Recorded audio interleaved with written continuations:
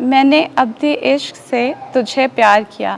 ہمارے لیے آج کی پہلی تلاوت ارمیہ نبی کا صحیفہ، اس کا 31واں باب، پہلی سے 7ویں آیات مقدسہ۔ اس وقت یوں خداوند کا فرمان ہے، میں اسرائیل کے تمام قبائل کا خدا ہوں گا اور وہ میری امت ہوں گے۔ خداوند یوں فرماتا ہے کہ جو لوگ تلوار سے بچ گئے وہ بیابان میں مقبولیت پائیں گے اور اسرائیل اپنے آرام کو جائے گا۔ خداوند دور سے اس پر ظاہر ہوا، یقیناً میں نے ابدی عشق سے تجھ کو پیار کیا اور اسی باعث رحمت سے تجھے کھینچ لایا۔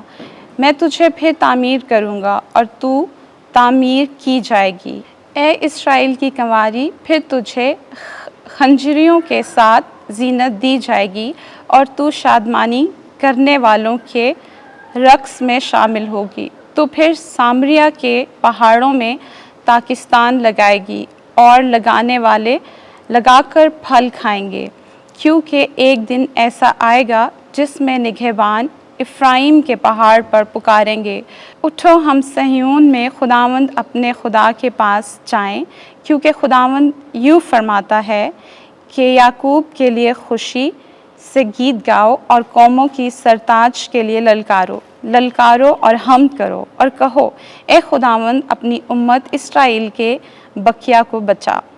پاک کلام کے پڑھے اور سنے جانے پر خدا کی برکت ہو۔ زبور 31۔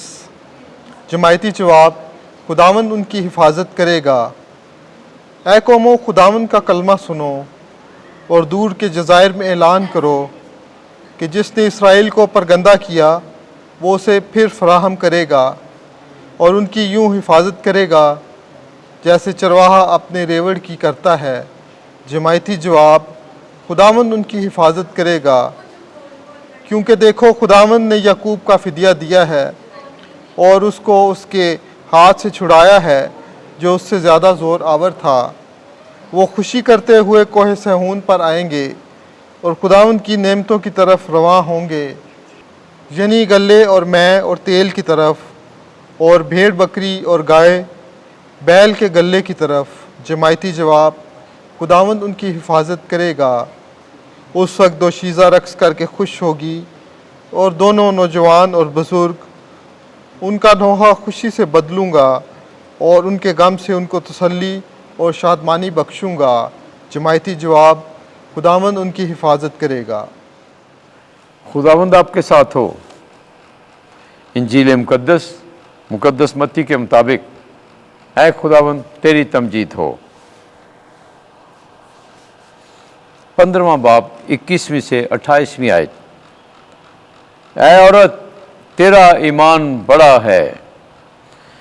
ایک دن یسوع جناسرت سے روانہ ہو کر سور اور سدون کے علاقے میں گیا، اور دیکھو ایک کنانی عورت جو اس ملک کی تھی پکارتے ہوئے کہنے لگی کہ اے خداوند داؤد کے بیٹے مجھ پر رحم کر، میری بیٹی کو ایک بدرو بری طرح سے ستاتی رہتی ہے۔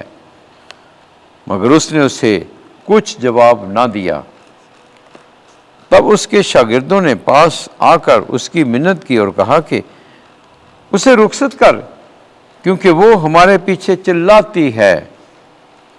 اس نے جواب میں کہا کہ میں اسرائیل کے گھرانے کی کھوئی ہوئی بھیڑوں کے سوا اور کسی کے پاس نہیں بھیجا گیا۔ لیکن وہ آئی اور اس سے سجدہ کر کے کہا، اے خداوند میری مدد کر۔ اس نے جواب میں کہا کہ بچوں کی روٹی لے کر پلوں کو ڈال دینی مناسب نہیں۔